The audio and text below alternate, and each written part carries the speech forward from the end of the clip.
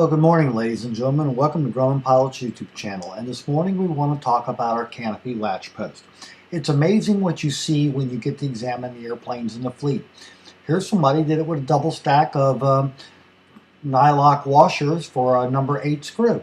Yeah, it works, but it's not the proper latch assembly, and that's why his canopy was chattering like it was.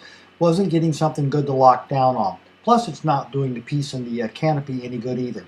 So what we have to start with is we took all that apart and we put a nylon post in there.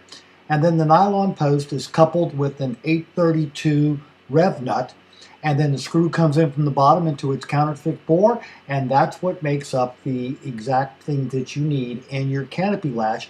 And when you're all done with that, this is what it's going to look like. And it's going to work really well. It's going to rotate. It's not going to wear anything out, and you might have to replace it in another 40 years. So we hope you found all this useful and informative. Thanks for watching Grumman Pilot's YouTube channel, and have a good day flying your Grumman.